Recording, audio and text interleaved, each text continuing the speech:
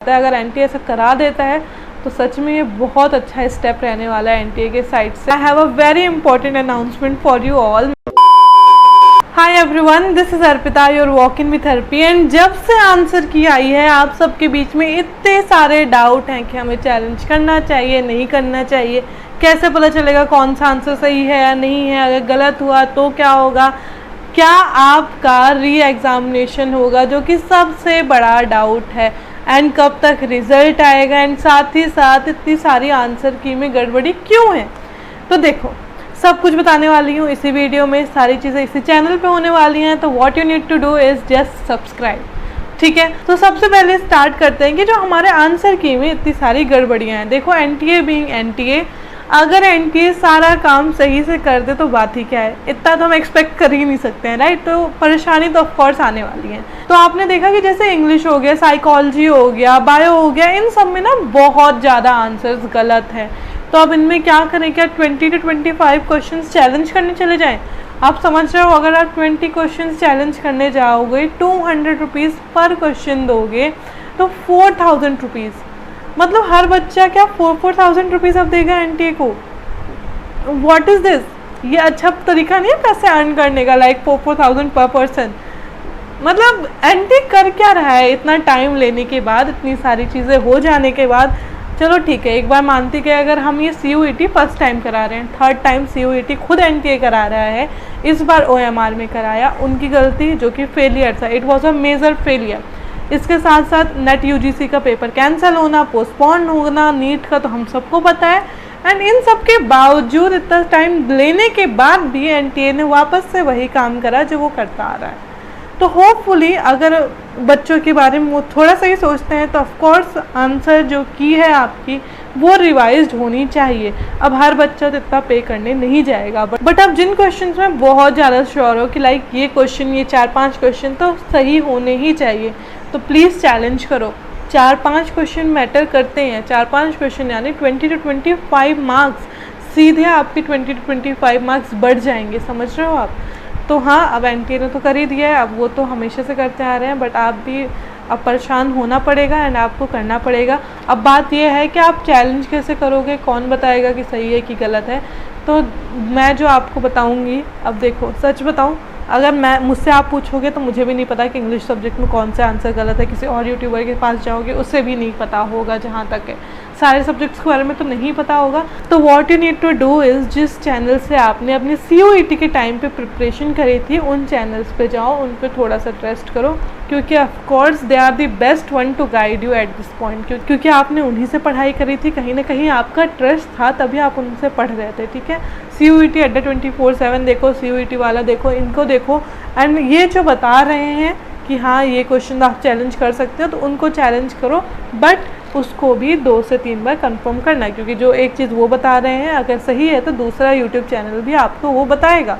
तो ये 2-3 बार आप कंफर्म करके फिर ही आप चैलेंज करने जाना, ऐसे हवा में पैसे मत वेस्ट करना। I might be sounding rude, but यार जो भी आप कर रहे हो प्लीज़ उसमें थोड़ा सा डबल ट्रिपल थॉट देना, थोड़ा सा रिसर्च करना, फिर करना। थोड़ा सा आज रात का टाइम ले लो आप, क्योंकि कल आप शाम 5 बजे तक ही चैलेंज कर सकते हो, उसके बाद आप चैलेंज भी नहीं कर सकते।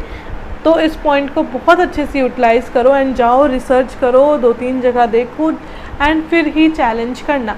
वीडियो में आगे बढ़ने से पहले I have a very important announcement for you all. मैंने जैसे कि आपको लाइव में स्नीक पिक दी थी कि हम क्या आगे प्लान कर रहे हैं, यानी इस चैनल से आपको क्या और भी चीज़ें मिल सकती हैं, तो आई थॉट कि चलो वीडियो फॉर्मेट में इसे स्टार्ट करते हैं। आगे हम थोड़ी बहुत अनाउंसमेंट लाइव में भी करते रहेंगे, तो आप वो भी ज्वाइन करते रहना।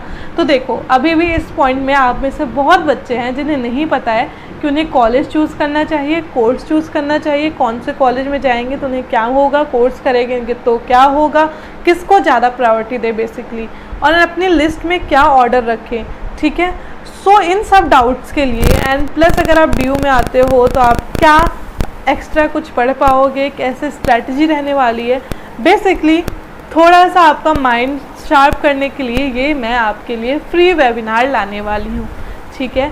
अब इसका पार्ट बनने के लिए आपको क्या करना है, तो आपको जस्ट ये चैनल सब्सक्राइब करना है। अभी मेरे पास 50 स्लॉट्स हैं, ठीक है। एंड आपको इसको रजिस्टर कैसे करना है, मैंने डिस्क्रिप्शन में इवन पिन कमेंट में मैंने लिंक दे दी है गूगल फॉर्म की, जाओ गूगल फॉर्म फिल करो, ठीक है। And make sure to join WhatsApp channel, ठीक है, वहीं पे मैं आपको आगे की अपडेट्स दूंगी। बट बस हमारे फर्स्ट 50 स्लॉट्स हैं, जैसे ही 50 स्टूडेंट्स होते हैं उसके बाद वो फॉर्म बंद हो जाएगा।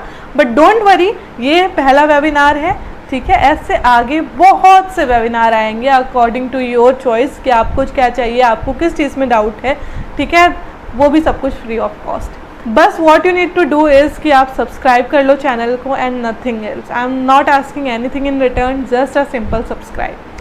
सो या आगे का वीडियो आराम से देखो। अब सेकंड डाउट ये है कि जो आपके आंसर की में ड्रॉप एंड डी दिखा रहा है, इसमें क्या डिफरेंस है, ये क्या डिनोट कर रहा है एंड इसका करना क्या है हमें। तो देखो, जो क्वेश्चंस में आपको ड्रॉप दिखा रहा है दैट मीन्स उस क्वेश्चन का कोई सही आंसर था ही नहीं, यानी अगर आपने वो क्वेश्चन अटेम्प्ट करा है तो आपको +5 मिल जाएंगे फ्री के।